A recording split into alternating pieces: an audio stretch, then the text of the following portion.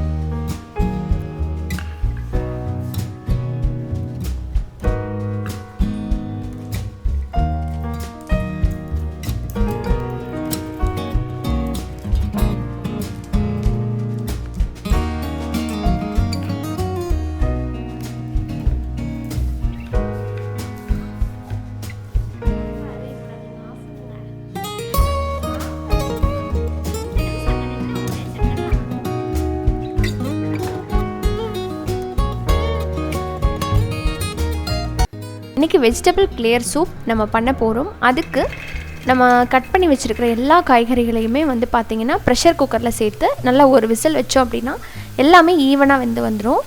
தேவையான அளவுக்கு உப்பு அண்ட் தண்ணி சேர்த்து நம்ம இதை வேக வச்சு எடுத்துக்கலாம்.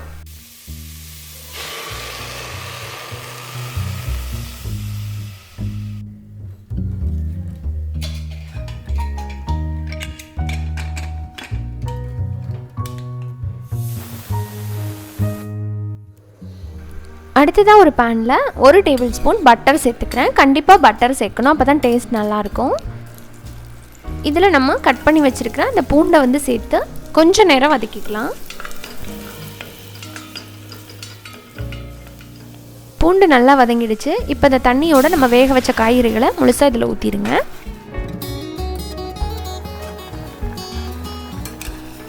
இந்த கிளியர் சூப் அப்படிங்கிறதுனால இதுக்கு லைட்டாக திக்கனிங் பண்ணுறதுக்காக நம்ம என்ன பண்ண போகிறோன்னா, அண்ட் இதுக்கு நல்லா டேஸ்ட் கொடுக்கறதுக்காகவும் இதில் பாதி அளவுக்கு வெந்த காய்கறிகளை இந்த மாதிரி ஒரு அரிகரண்டி வச்சு எடுத்து ஒரு தட்டிலையோ இந்த மாதிரி மிக்ஸி ஜாரில் நீங்கள் டைரெக்டாக போட்டு கொஞ்சம் நேரம் ஆற வச்சு நான் அரைச்சிக்க போகிறேன். அரைச்சிட்டு இதில் சேர்த்துக்க போகிறேன். இப்படி செய்யும்போது டேஸ்ட் ரொம்ப சூப்பராக இருக்கும். இப்போ அரைச்சிட்டு வந்த விழுதை வந்து இதில் சேர்த்துக்கலாம். ரொம்ப நைஸாக அரைக்க வேண்டாம், அதுக்குன்னு ரொம்ப குறைன்னு அரைக்க வேண்டாம். ஒரு மீடியமான பதத்தில் அரைச்சிட்டு கொஞ்சம் நேரம் இதை நல்லா கொதிக்க விடலாம்.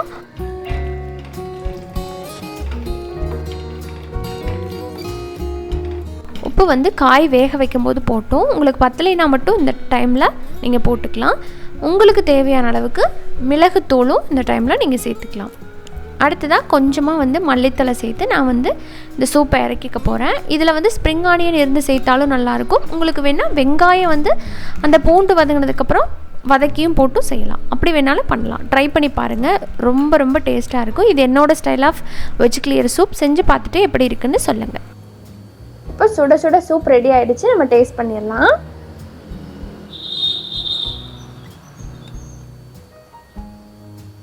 இதில் வந்து பெப்பர் உப்பெல்லாம் கரெக்டாக இருக்குது. உங்கள் குழந்தைகளுக்கு கொடுக்குறீங்கன்னா கொஞ்சம் கம்மியாக போட்டு கொடுத்துக்கோங்க. இந்த ஒரு கிளைமேட்டுக்கு ஏற்ற நல்லா சுருக்குன்னு சூப்பராக ஒரு சூப் வந்து பார்த்தாச்சு இன்றைக்கி.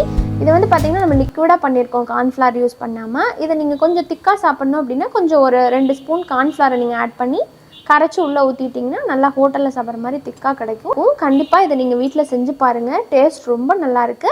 ட்ரை பண்ணி பார்த்துட்டு எப்படி இருக்குங்கிறத மறக்காமல் கமெண்ட்ஸில் ஷேர் பண்ணுங்கள். பாய்.